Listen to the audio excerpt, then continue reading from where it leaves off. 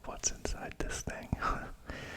We're all so different, and we all have like so many different opinions, and like I really do appreciate like the diversity of our world. Like everybody has it. Well, not everybody, but people have different favorite colors, and some people like certain brands of cars, and some people like dressing certain ways. Like some people like certain foods. Like I don't like onions, but I love tomatoes. Some people hate tomatoes and love onions. We just we're all so very different, and those are the types of differences that I think are good. That we all can kind of appreciate our differences. It's like if I'm eating with somebody and like there's some like at Olive Garden, we have those in America. It's an Italian restaurant, and like they bring a big salad out, and like I pick the onions out. But if I'm with somebody that likes the onions, it's a good thing for them. And then if somebody's with me that doesn't like tomatoes, then I get the tomatoes out of the salad first. That's just like the benefits of differences. They exist, but there's certain things that I think that really hurt us when we're divided, as a community or as a country or as a family even. And so those are the things that I kind of want to talk about, because I think that and not necessarily just those, but starting out primarily about COVID, because there's certain people that feel that we should literally be locked down and trapped in our houses and, not doing anything and wearing masks even outside, like even if we're like riding our bikes or, it's just like super silly, even if you're by yourself. So, but I do not have that belief. I think initially, like when we really didn't know, it was important because like, there could be a virus that literally if you get it, you're guaranteed to die. But, I'm going to put on the screen the survival rates of COVID. So I hope that you can see this. You can see that like primarily, unless you're over 70, you have a 99.9% chance of surviving it, even if you get it, and then even if you're over 70, you have an over 94% chance of living. It's hard to die from COVID. That's what I take from these results. These are not like made up. This is from the CDC, the Centers for Disease Control in America. This is their published results. So, I think now that we know this, well, let me go back up a little bit. So initially, like, if we don't know, then I understand, like, we get word, like, hey, there's this deadly virus. We don't really know much about it. I think that it was good to take precautions, so I'm not, like, angry at the initial lockdown because, we didn't know. We didn't know it was a 99% survival.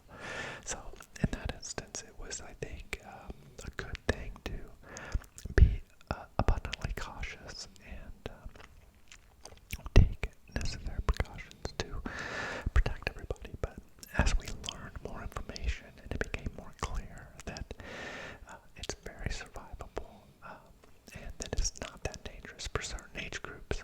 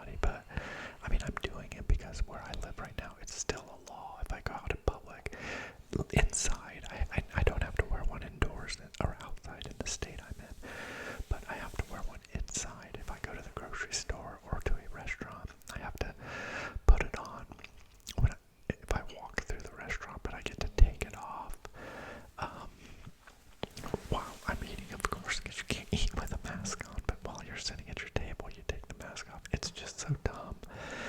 And so, like, somebody standing up has to wear a mask, but somebody sitting down doesn't have to wear a mask. I mean, it's so dumb.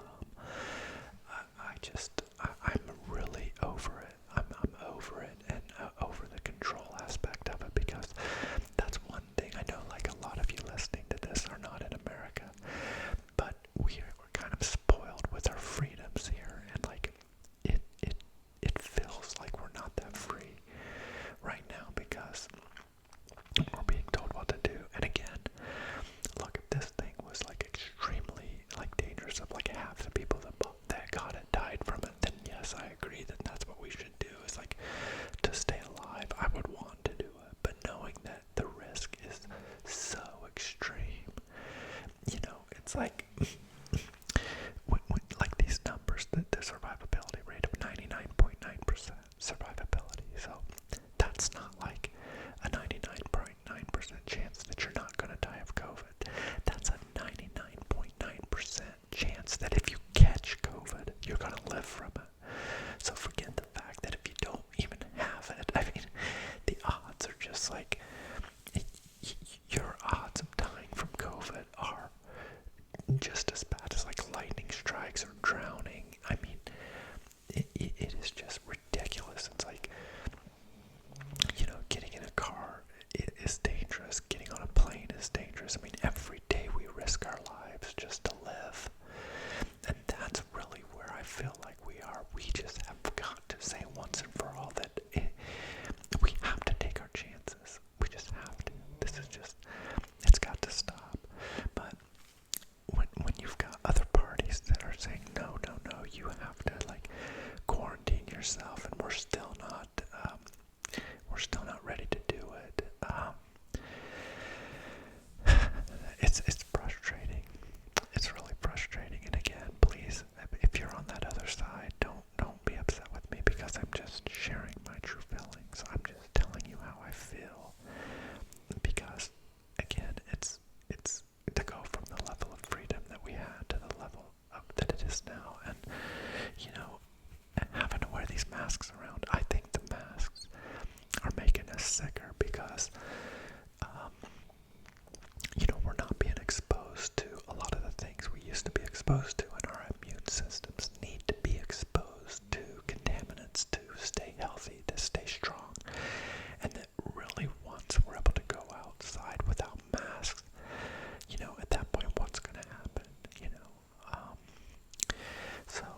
And not only that, so many people like their masks, you're touching it and you're laying it down, and then you're putting the same one back on, and then if it's a disposable one, maybe you're wearing it too long. And I know I'm guilty of that, of just wearing it too long, because I have the disposable ones, and like I'll go inside the grocery store, come back outside, lay it in my car, and then like I'll go somewhere, and maybe the next day that mask is in my car, and I thought, oh, I forgot, I didn't have a different mask, and I'm like, oh, there's one, and I just put it on, and you know, I just don't like that it's a new part of life, and you know, and again, for something that's really not that dangerous, you know, not to people that are, you know, younger, you know, obviously elderly people. I would encourage them, you know, if I was 75 years old and frail or had another disease, like I had diabetes or something, I would want to wear a mask. And I may not even go out in public. I may want my family to go to the grocery for me and do this and that.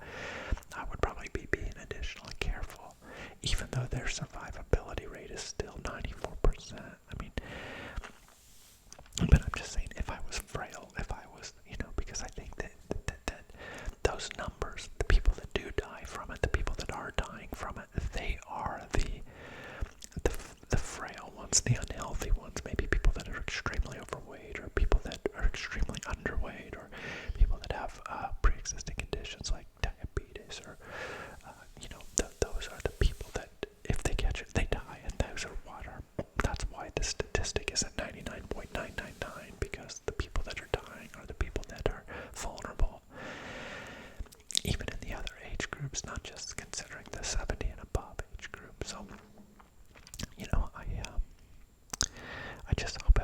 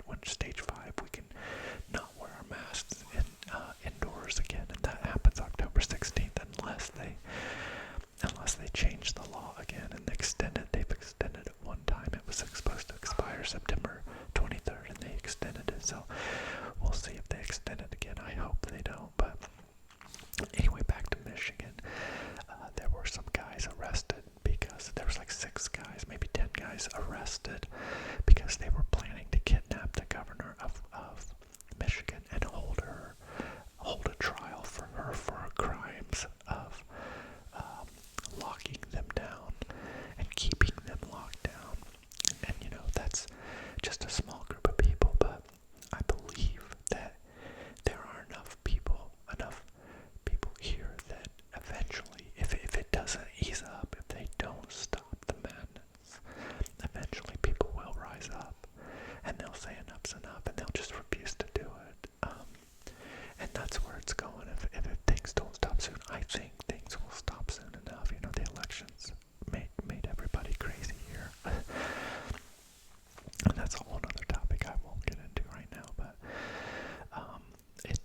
that topic is relevant. The election is relevant in that there's another thing that divides people, where really it shouldn't be like there's only two parties, so it's whichever side you on, and so you fight because you're on a different side. I hate that it's just that. I wish there was like 11 parties, because then it would be a more diverse conversation, but I really wish there wasn't parties. I wish we all believe the same thing. That would be the most wonderful thing, but unfortunately that's just not reality. But I do feel like I wish we talked about the topics rather than the people, about what makes a Republican and what makes a Democrat, because there are used to, I think that like when it was, say for example, when it was Bill Clinton against George Bush Sr., there really wasn't a lot of huge differences between them. And I will say, like, even like when Obama ran against John McCain, though there were some differences in their beliefs, they were very similar in a lot of ways. There wasn't a big extreme difference, but as time has went by, and now here we are with Trump and Biden, there are some extreme differences between the two. And I just, it's controversial to talk about it, and I want everybody to keep being my friend, and I don't want you to get mad at me. But if it's something that you wanted me to talk about someday, I will. If you guys are interested in hearing about that, about my views on that, but I'll stay out of it just because I'd rather stay, neutral on it at this point. But anyway, so I was basically just talking about like how it's good to have differences, certain differences, but then like it would be much better if we were more unified under other things, other topics, that are really important. Like for example, religion would be another big one. I think for the most part, like take for example Christianity. In Christianity, you have like so many different denominations, so many different types of churches within the Christianity umbrella, and it tends to be that most of those do get along. I mean, you don't see them like fighting wars against each other. Though they have subtle differences, they still ultimately believe in Christianity, just certain modifications. Same thing with Catholics, because again, they believe in Jesus. Catholics just have a completely different. They're a different form of Christianity. But then when you're talking about, say for example, Mormonism, like being a Mormon, they believe Jesus lived, but they're completely, they have their own book after the Bible. So like Christians have Old Testament, New Testament, but Mormons have Old Testament, New Testament, and then they have a new book that was written after that, and they have a different Savior. So, I mean, they still think Jesus is going to come back someday, but I don't. They're just different. Same with Islam. Islam, obviously, basically enough like the Old Testament, is very similar to the original part of the Quran as far as the stories of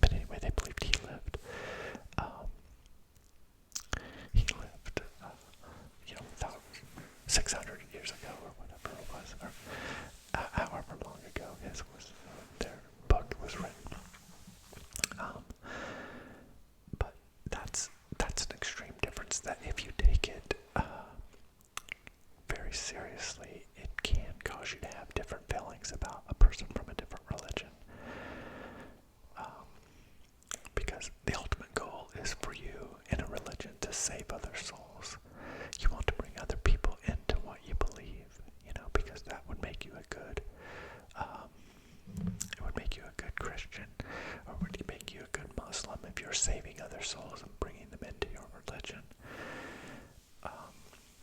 And so it really does. That type of difference is, I think, not healthy. If we could all, like, I would be all about religion if we all just had one and everybody believed the same thing. Wouldn't it be wonderful? It would be amazing if we all just believed the same thing and could live under a certain set of rules and a mindset that we all believed in. And it seems to me like today that it's just, we're so much further away from that than we've ever been. It's like the thought that we're one day all going to be unified with a certain belief. I just don't know. I know it won't happen in my lifetime, and that makes me sad. I'll never see it. I'll never see a unified humankind in my lifetime. I'm probably gonna live hopefully like another 50 years. And I just don't know that it can happen in 50 years. I don't think so. But maybe in 1,000 years, maybe mankind will figure it out. That one day we'll just all believe the same thing, that science and technology might expose enough that we finally realize that we just live under a moral code of human compassion and whatever we can do to stop suffering is what we do. Because I just don't think, I don't know. I mean, maybe religion just has to have a place. People want to know that there's something out there after they die. And so that's why I'm so skeptical that it will ever go away. And I think that if it doesn't, if religion can't go away, then I don't know how we can ever unite.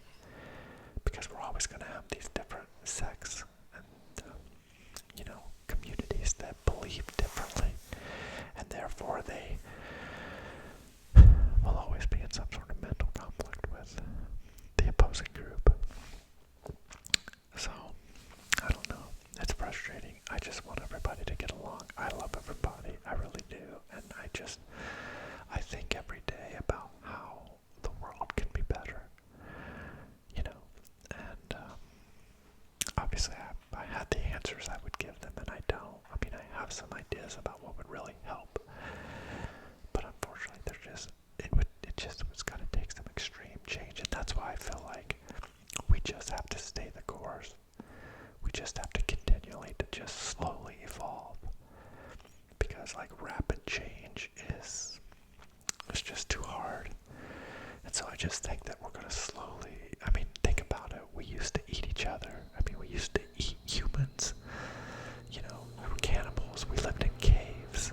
And, women were just substandard. Other races, we had slavery. The world was bad. And look at it today. We have problems, but we're not living in caves. At least not in the modern world, modern countries. Still in Afghanistan, probably there's people in caves, but not here, not in Britain. Not in Italy or Spain. That's just most of the modern world is way better today than we've ever been. We've just really evolved, and I think that's what we're going to have to keep doing. We're going to have to keep evolving slowly, getting better and better over time. And even though I think right now we're in a rough patch, I just think that somehow, some way,